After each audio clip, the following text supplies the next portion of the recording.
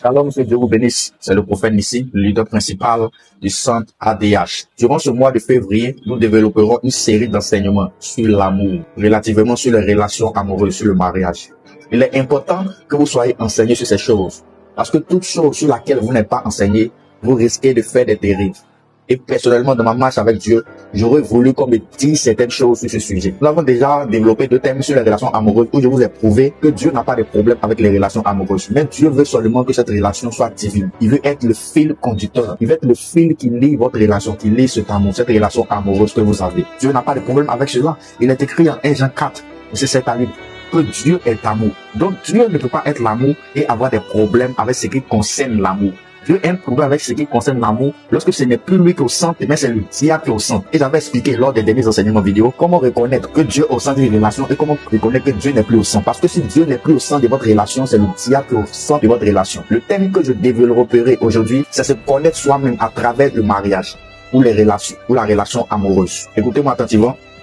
Si tu arrives à ce stade de la vidéo, tu vas déjà liker, tu vas partager afin de bénir plusieurs autres personnes. Il est écrit en Genèse 1, verset 21 à 22, que Dieu a formé l'homme avec petit h et il a pris sa côte et il utilisera cette côte pour faire une femme. Ça signifie que la femme, dans ce verset noir sur blanc, est considérée comme la côte de l'homme. Le thème d'aujourd'hui, c'est se découvrir soi-même au travers du mariage, de la relation amoureuse.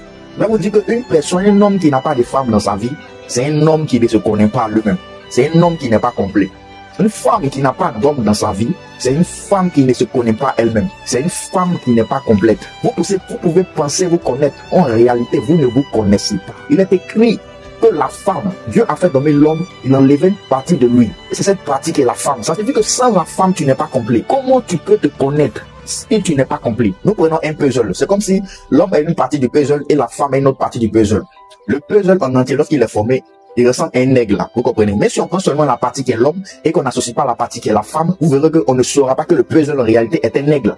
Est-ce qu'on se comprend? Comme ça, lorsque vous êtes seul, vous ne vous connaissez pas entièrement. Parce qu'il y a une partie de vous qui vous manque.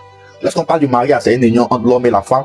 Mais le mariage en français, dans beaucoup, on peut l'utiliser dans beaucoup d'autres sujets. Homme et l'amour, voilà. On peut dire qu'une personne s'est habillée et elle a marié les couleurs. Elle a marié les couleurs. Donc elle a fait un mariage des couleurs. Ça signifie qu'elle a associé les couleurs de telle sorte que ça soit joli à voir. C'est de la même façon que lorsque vous n'êtes pas marié, vous êtes incomplet. Donc Dieu veut vous accorder la grâce du mariage afin que vous deveniez complet dans le monde spirituel comme dans le monde naturel. Le mariage n'impacte pas seulement le monde naturel. Le mariage impacte d'abord le monde spirituel parce que le mariage est l'alliance la plus puissante à part le fait d'avoir reçu Jésus. Et une alliance plus puissante que celle que vous avez avec vos parents biologiques, une alliance plus puissante que celle que vous avez avec votre père spirituel, votre pasteur. Le mariage est une institution divine. Et Dieu même compare la relation de Christ avec l'église par un mariage, par une relation amoureuse entre un homme et une femme. Et cela doit vous prouver à combien une relation amoureuse est importante.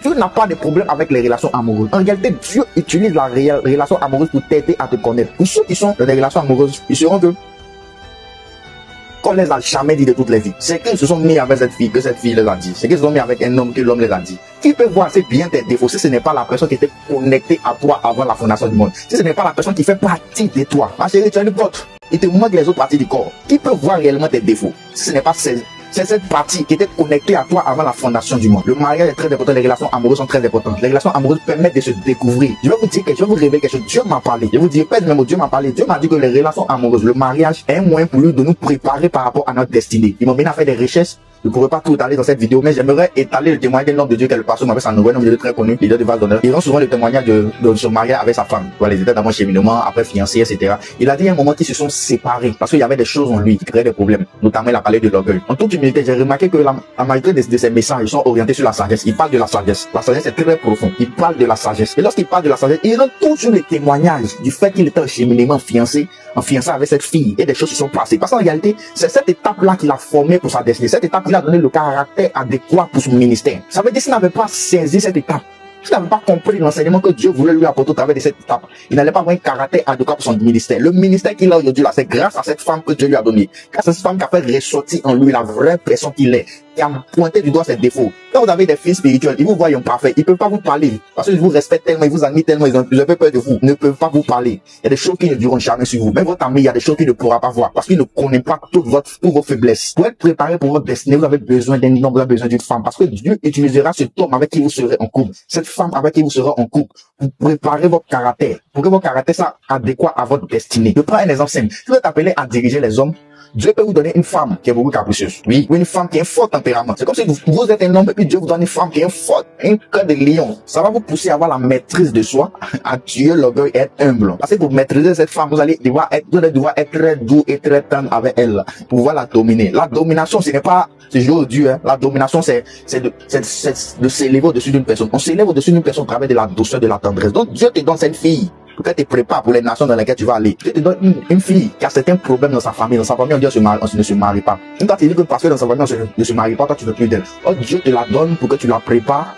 Parce qu'ils vont mener d'autres personnes qui sont dans des familles où on ne se marie pas. Vous comprenez, il y a beaucoup d'exemples. Donc la femme que Dieu vous donne, c'est pour vous préparer. Cette fille avec qui vous êtes en couple, cheminement ou en fiançailles, elle a des mauvais caractères, oui. Elle a des défauts. Vous savez que lorsqu'on aime, il y a des défauts qu'on doit accepter. Je vais développer ça lors des autres vidéos. Je vais vous expliquer comment reconnaître l'homme et puis la femme de sa vie. Parce que si vous reconnaissez cette personne, il y a des défauts que vous allez devoir accepter. Oui. Il y a des défauts que vous allez devoir accepter. Mais il y a d'autres choses, d'autres défauts qui seront là pour vous préparer pour votre destinée, pour tuer quelque chose, pour préparer votre âme. On dit pas souvent l'âme seule. Oh, c'est l'âme qui contient le caractère. C'est l'âme qui contient votre caractère. Votre caractère n'est pas bon pour votre destinée. Donc Dieu t'a donné ce temps pour que tu aies un bon caractère. Il t'a donné un homme qui ne suit pas tes caprices. Quand tu fais tes petits, tu pleures. Il ne te considère pas, ma chérie. Il disparaît. Ou le il a un fort caractère. Donc Dieu t'apprend d'être une femme douce. Parce que tu oublies d'être une femme douce. Tous les hommes de Dieu le disent. Et moi je le dis aussi. Quand tu pries, tu dis à Dieu t'apprendre avant la maîtrise de soi, à donner la colère. Dieu va toujours des personnes pour t'énerver. En fait, Dieu va pas mettre en toi. Dieu te mettra devant les situations pour t'apprendre à le faire.